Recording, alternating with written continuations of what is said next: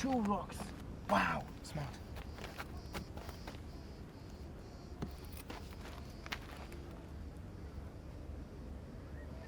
Now if we speak from here. We are. You won't be up there, Jan. You will be here. Does it hear us? It does. It does. Great. It does. Really, it does. Okay, good. Okay.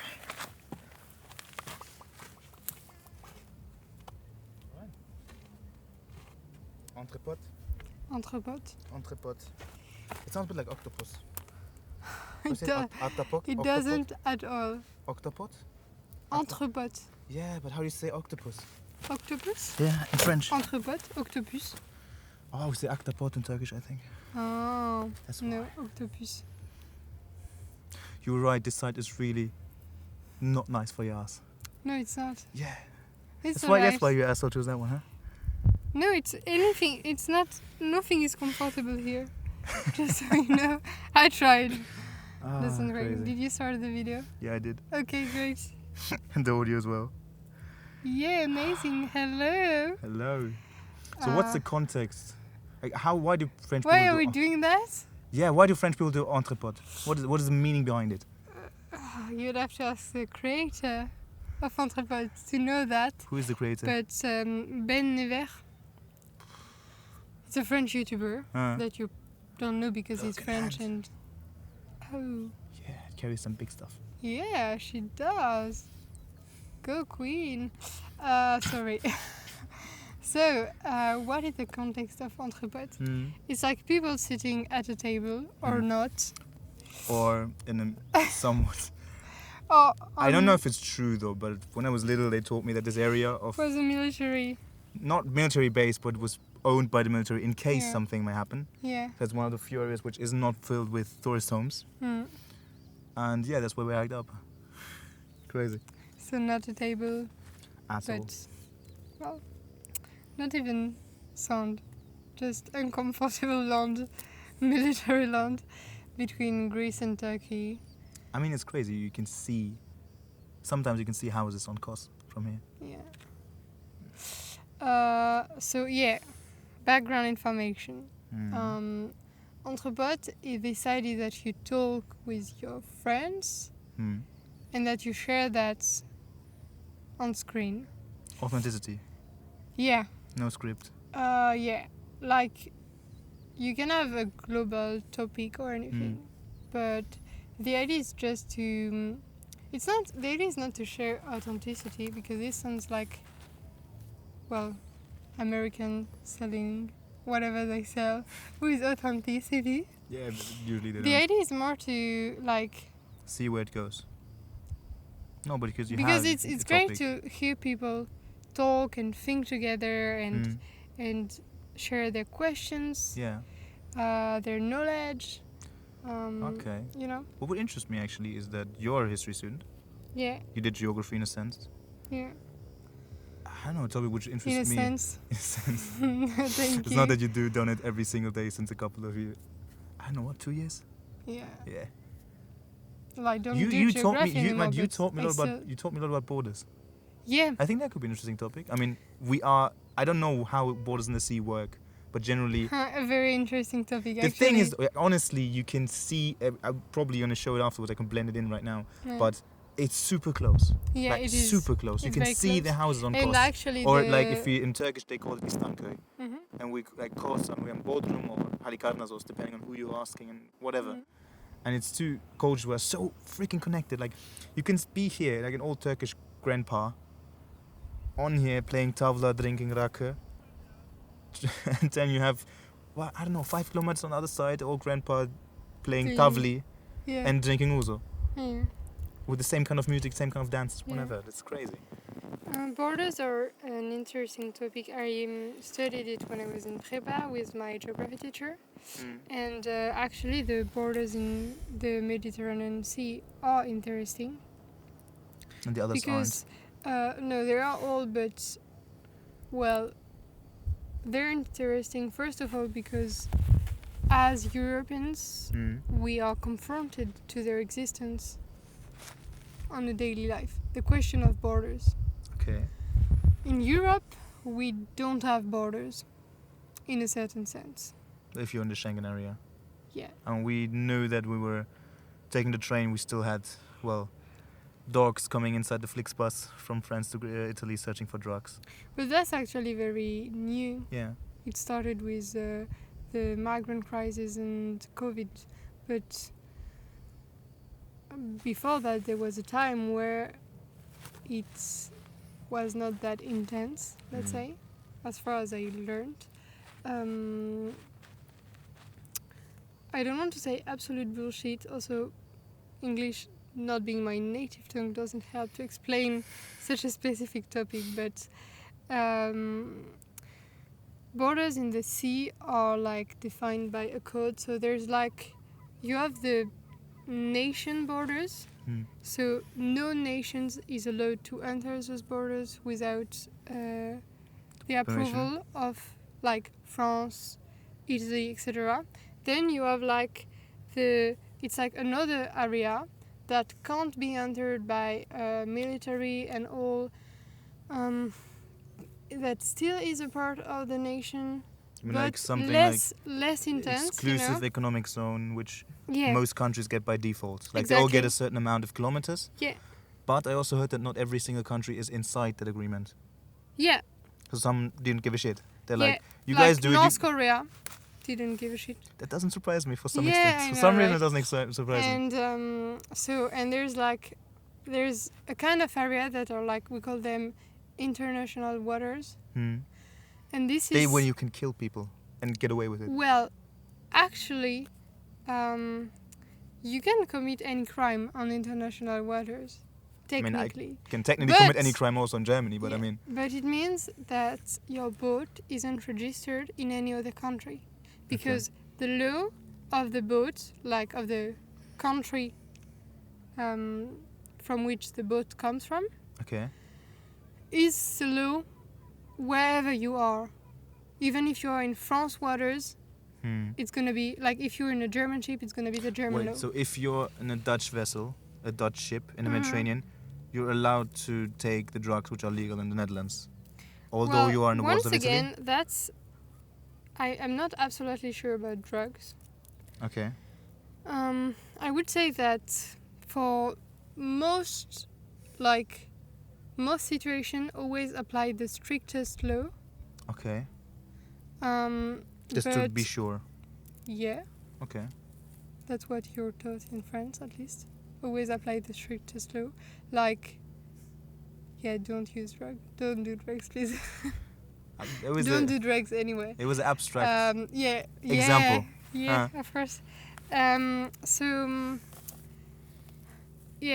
For instance, if you're on a German ship, I don't know why I take Germany.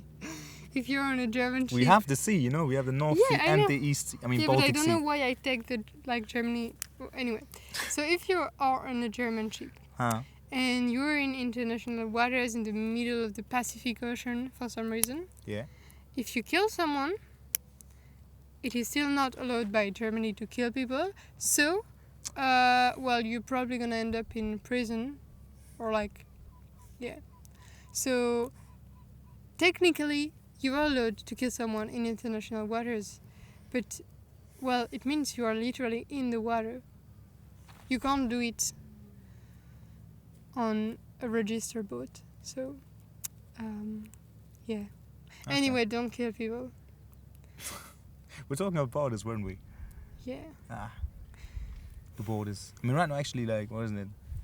Especially the Aegean or this strait between Morocco and Spain. What I wanted to say is that in the Mediterranean Sea, there are no international waters. In the entire Mediterranean Sea, there's no international. Because it's a lake. There's not enough space. And there's actually very weird borders because some countries had borders that were so there was this conference that kind of created the borders in the oceans, in the sea, etc.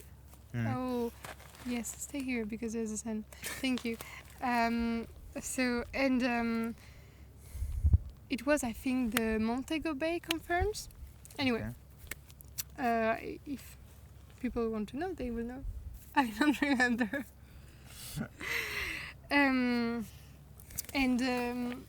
it defined like the number of kilometers for each kind of waters, you know. Okay. So like this is the nation water, this is the economic exclusive, like number of kilometers from the land, you know.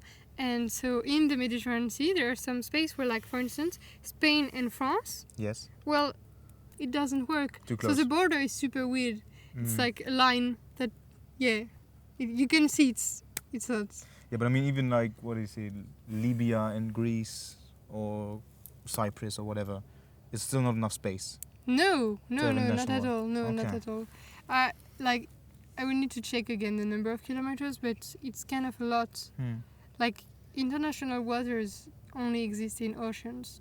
But then there's a whole thing that you can like bilateral agreements as well. Yeah. So there right now this power struggle which is still happening between, what was it, Libya and Turkey and Greece and Yeah. Egypt Yeah, exactly. for the gas fields Yeah. in the Eastern Mediterranean, which is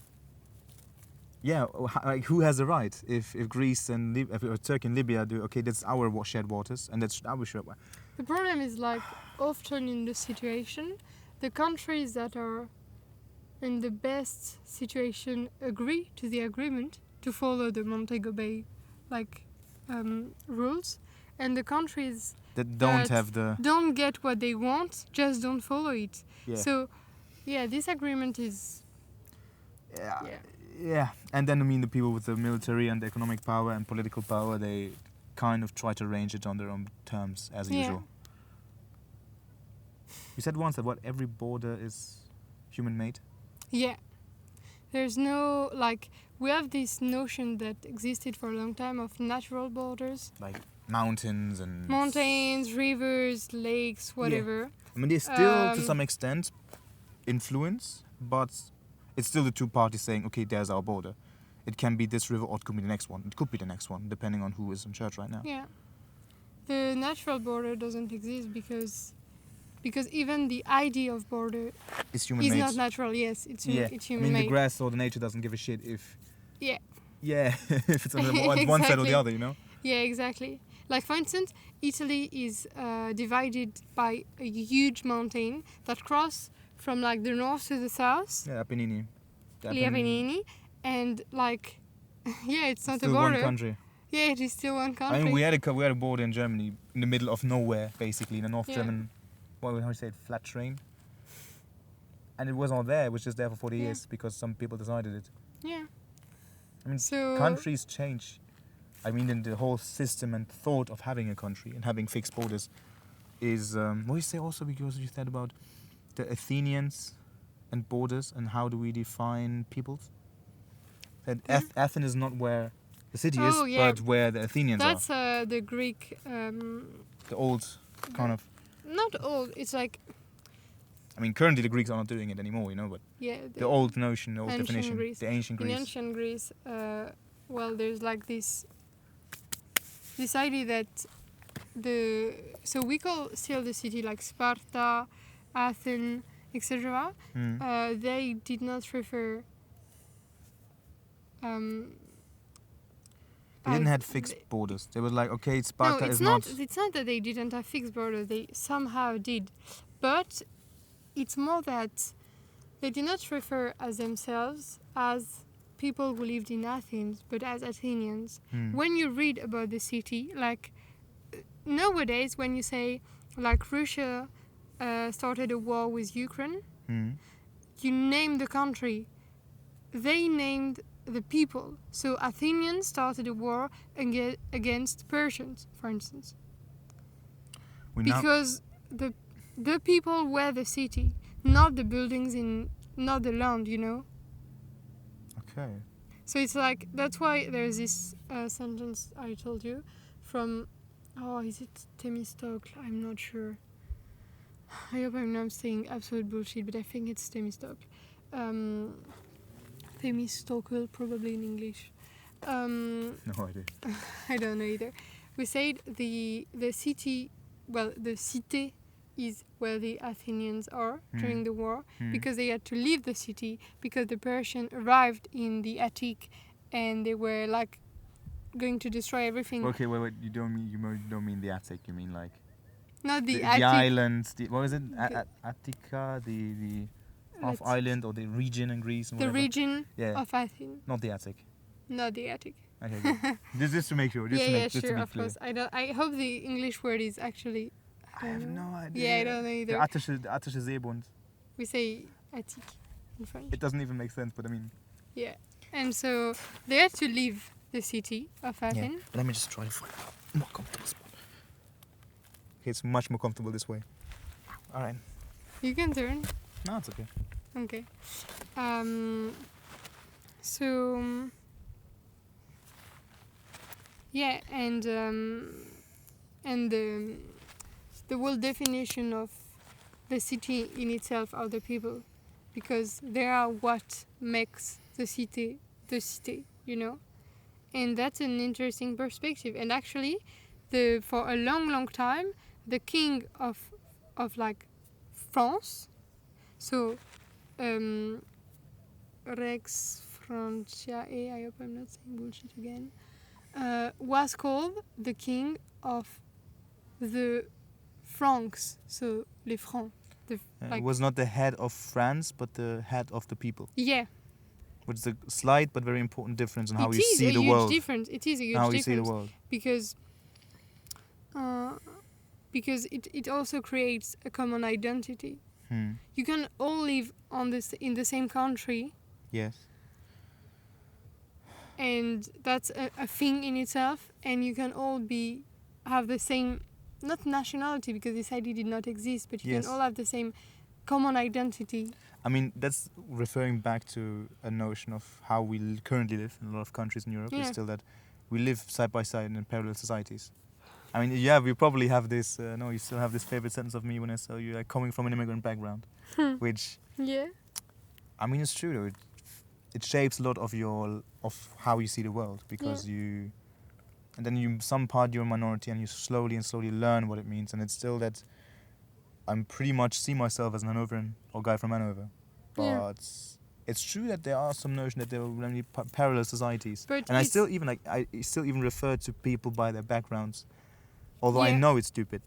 Like, I know it's more of what they're doing, what their hobbies are, what kind of It's people they not are. stupid. But I'm like, It's hey, like it's the Polish something- guy, it's the Turkish guy. I mean, that's the Italian, you know? Like, it's not for people that actually from the countries, but for ideally actually Germans that have a background, as I was referred to as a Turkish guy, which a notion of... But But that's I the think- notion of I think identity. cities do better than nations, to be honest. Yeah. They still are, I agree we are with that. Parisians, because a lot of people would look completely different, still feel Parisian, or Yeah. still feel Hanoverian. And or a lot feel- of people wouldn't feel French, but would feel Parisian. Yeah, I don't feel quite German, I feel Hanoverian. Yeah, but that's very specific to Germany too, because Germany in Yeah, itself we kind of... doesn't have a common identity. No. In France, it's different, Yeah, because we there do not. still is We do not. somehow. Yeah, we do not. We do not. So, actually, the question of the identity is a very interesting one, through history and geography, because we tend to think that the way we think about identity has always been the same. Like nowadays, at least in France, when you hear, being French is, and then Yeah, but it constantly changed over time, didn't it? yeah, and also there's like this interesting idea that before you don't exist as one person. There's not, like, we live in a society where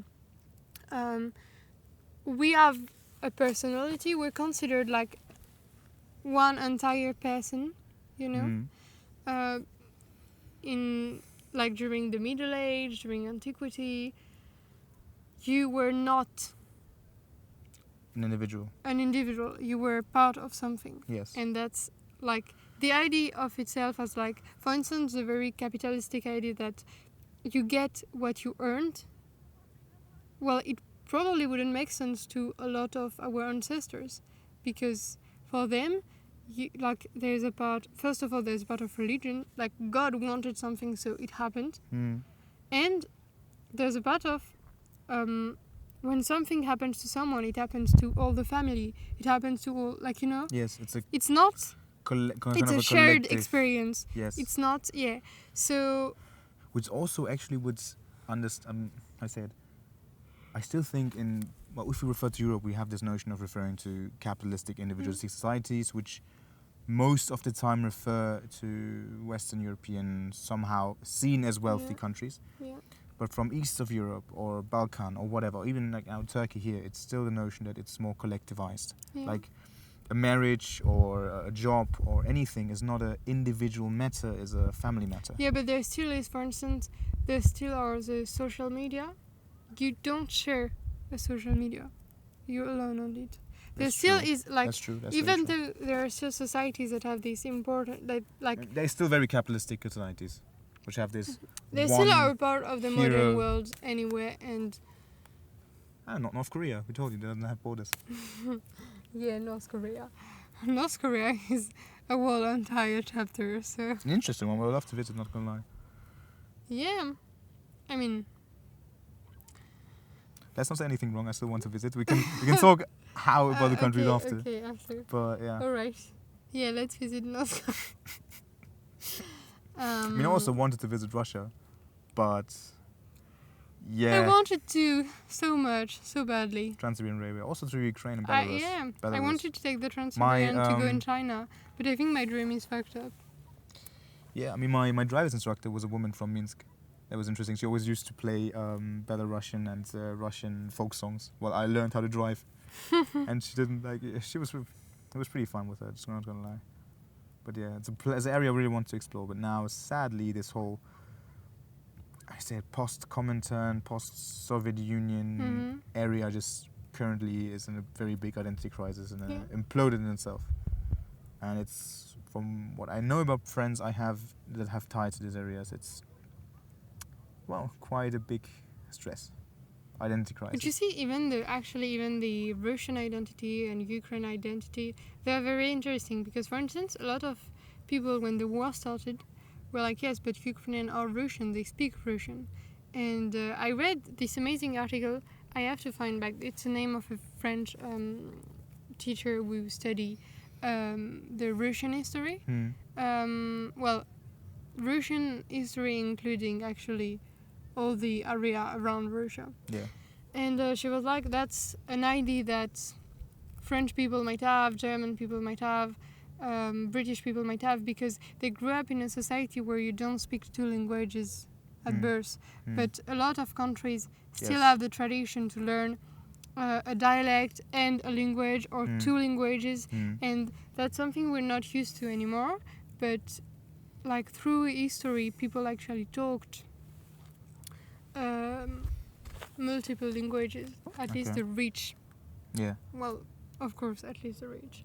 But even the less rich, even the like middle class, if you could even all the people who were selling stuff. Yeah. You can be sure they spoke because they're dead now. Why? I know. Shit. So sad. So yeah, they spoke at least two languages because they needed to, and not perfectly, because even the idea of talking a language perfectly, I don't think it even existed because they did not have the levels we have. They did not have like the Cambridge University. The literature that sets somehow standards with this is how they we had should speak. literatures. They had like, but the thing is, there were no common standards. So with no common standards, you can't. You can't evaluate yourself following those standards. And so anyway, the building an identity is very interesting. Because for some, how you say that, it can be forced, it can be assimilated. Yeah. I mean, right now, how you say, the post-Soviet current state of Russia is trying to do is to, redefine borders in their own interest and redefine an identity. And the other side is doing it itself. It's quite harsh on how fast it can be. Yeah. We always think this can be like years and years of slowly and over families, but it could be, I don't know, when's the war started? February? March? Yeah. around that time. Yeah. It's not long. I don't remember And exactly. how much changed in that short of time is crazy. Yeah. That means identity comes so much change. This used to be... Yeah, we actually are used now to the Ukrainian war. Yes, we When got it used started, everyone to it. I was was kind of shocked. shocked and Thinking about, like, I have Bolivian flatmates or whatever. Like, yeah, if everything goes very bad, we go back to South America. You Europeans do your stupid war. yeah, and everyone was kind of shocked. And now it's like daily life, and it's crazy how fast we get used. And it's so crazy. Oh, it's the same with COVID. We actually got used Yes, to currently living we are with it. still in the middle of COVID. Yeah, and we're still living with it. And I mean, other parts is that... And now we have the The wars- monkeypox. Yeah, fuck off. Yay! And I don't know So too much bad. about it to care about it, which I'm happy about. Yeah, they started vaccination in Paris. No, like the same thing with, how you say that, also the wars which are happening, which are not close to us. Yeah. I mean, the people there can't take their cars and drive to us, so we don't care. Which I guess somehow makes sense. And like, it's the closer things are to us, the more they affect us. Which is like, once you traveled and lived in a country, the news of the country will affect you in a different sense. Yeah. If you hear bombing happened or a president stole a lot of money and you have ties to that country, Yeah. you will act differently. Yeah. And it's crazy how fast things change. Or how slow things change. I mean, if I look there actually, this I think is the village of my parents, of my mother's side. Like this big building is I think the new school-ish. And left of it, it's Muskebo is, well, where my grandparents grew up and lived and whatever. And if you think of the history of this place even, it's, what do I say it used to be Halikarnassos. Then it's used to be, during the Greek, antique Greek, it used to be part of the Persian Empire, so the Achaemenid Empire. And now it's just on the periphery of the state we know as Turkey and the state we know as Greece. And identity can completely change with a color on a flag and the language you speak. Well, I do actually know that some of our local dialect words have very close resemblance to dialects in Greece, or Greek itself. It does make sense. Yeah. But I mean the same, the whole language is very close in some areas of food and dances and tradition and whatever. Well, it's like France and Italy and Spain and Portugal, like this country built themselves together somehow in the same area. I wouldn't say France and Italy that much. Really? Yeah. That's because you haven't studied history yet. I don't know, weren't France and Germany somehow the same, classified as late national states and regional differences? And Yeah, because I talk about general history, starting from antiquity. You talk about the 20th century, like the modern period. I know, I grew up Germany and Italy a bit contemporanean. more than France and Italy. If you look at how the countries governed and during whatever. the contemporanean era, and even during the contemporanean era, it's not true because they all had a common identity at a point with we Napoleon. also did. And like we still did in Germany, but after the Second World War, it now no, got my very... point. Okay. Jan. Yeah. Yeah. Yeah. Yeah. Yeah.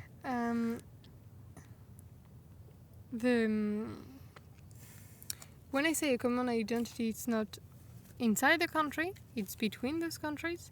Because with Napoleon, they unified somehow, at least with administration. Yeah. And their stories crossed during a few years. And didn't the same with Napoleon and Germany? That's exactly my point. That's what I said. Between Germany, France, and Italy, between the three countries. So we're all three little friends.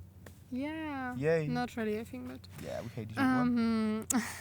But no, it's more. My point is more that when I say that these countries build themselves together, it's more like during history they did not exist as unified countries. Yeah. They were not the same borders. Yeah. Not the same identities and all. So there were a lot of evolution that crossed all of these countries. Like evolution never stopped at the border. No, it doesn't. I mean, wasn't the same with 1848, where this spark of revolutions swept across Europe and from whatever, Budapest to Vienna to Paris to Milano and Berlin. Or 68 even, isn't it? I mean, they even had a big 68, or as far as I know, in Turkey. Yeah. So my point is more that, all of these countries share something, and even though nowadays we have a tendency to make a huge difference, we need to create borders, cultural borders, to bring people that are inside the borders together. These borders are like created, they're like... You need the outside to have an inside, you say? I do think there's a part of that.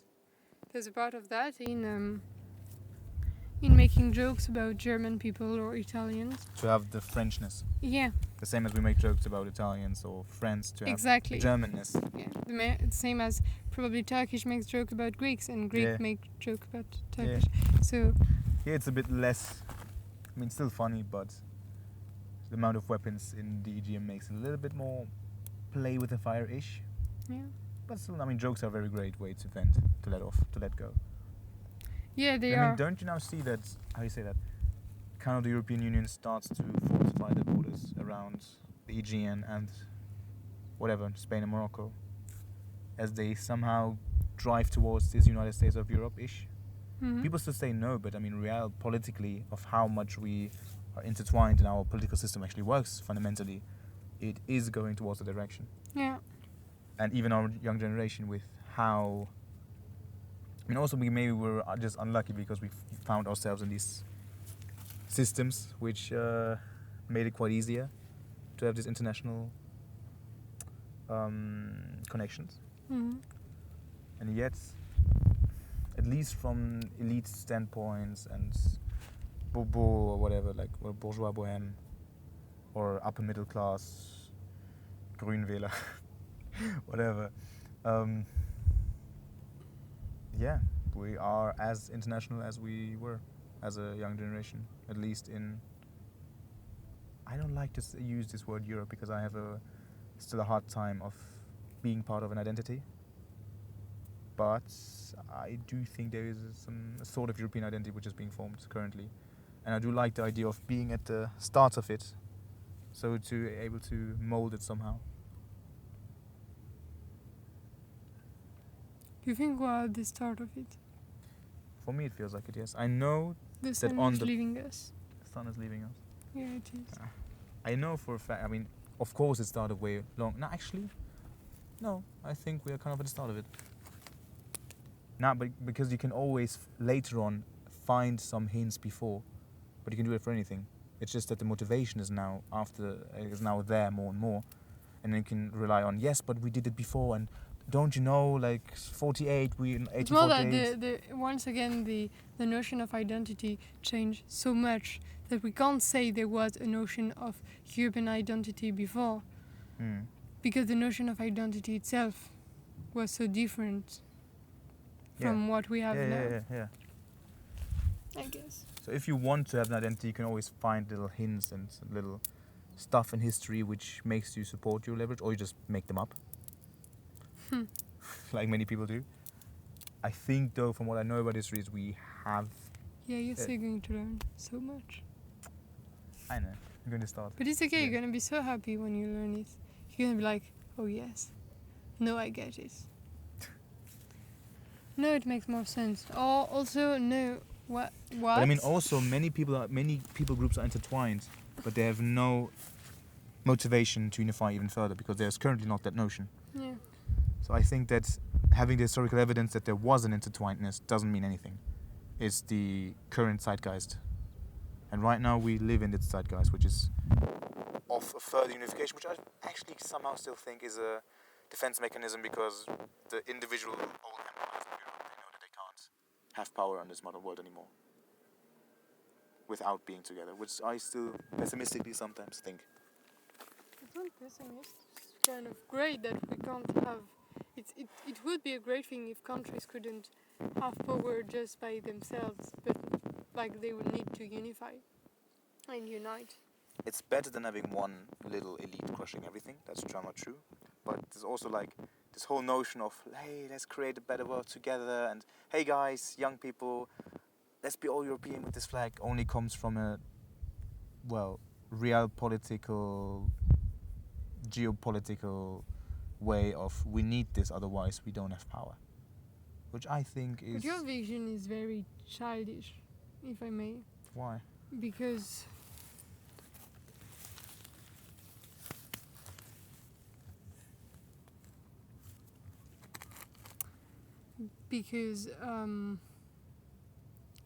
what would be the other option?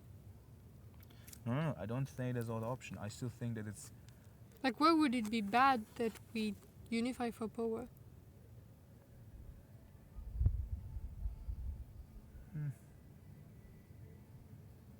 We cannot unify and be weak. Then it's a big question of how do you define power and what do you use it for. For me, it's mostly linked to economical domination. Yeah, but then maybe you have to redesign your power and the way you use it. But which I like. Then the problem is not that we unify for power. The problem is what the power is and what we do with it. Yes, so that's what I still like. I enjoy being at the somehow start of it, as I see it, to be able to readjust it. Like, what are we going to do with that power? It's not only old, somehow elite economic elites from Europe, from Western Europe mostly, that we could change it into a United States of Europe, which use this power for the well-being of its people. And once you said that we could be at least a power force which is not directly heading into further capitalism, as many other regions of this world, is currently going.